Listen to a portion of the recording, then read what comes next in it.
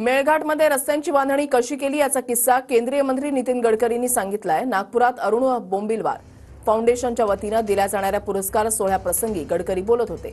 One विभागाचे अधिकारी रस्ते बांधण्यासाठी परवानगी देत नव्हते, त्यामुळे त्यांना कशी तंबी दिली ते गडकरींनी सांगितलंय। काय म्हणालेत गडकरी पाहूयात। त्यांना त्याच्यानंतर आम्ही त्यांच्याकडे काही प्रश्न सुटत नव्हता, रोड फॉरेस्टवाले बांधू देत नव्हते आणि मनोहर जोशींनी ते पण फारच सुसंस्कृत होते, त्यामुळे माझ्या दृष्टीने मला कधी कधी फार अस्वस्थता राहायची हे काही बोलतच नाहीत। तर त्यांनी मनोहर जोशींनी सगळ्या फॉरेस्टच्या अधिकाऱ्यांना चीफ सेक्रेटरी मोठी मीटिंग घेतली आणि म्हटलं, तुम्हाला याचं काहीच वाटत नाही का? इतके मुलं कुपोषणाने मेले तरी देखील तुम्ही परवानगी देत नाहीत। तर जेव्हा त्यांनी म्हटल्यावर काही केलं नाही तेव्हा मी म्हटलं सरांना की तुम्ही आता याच्यात सर सोडून द्या, विषय माझ्यावर सोडून द्या, मी आता बघतो म्हटलं कसं करायचं।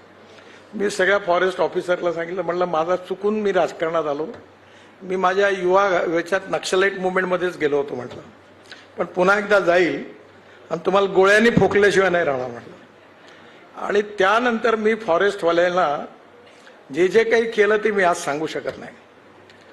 आणि त्यानंतर पूर्ण मेळघाटचे रस्ते झाले।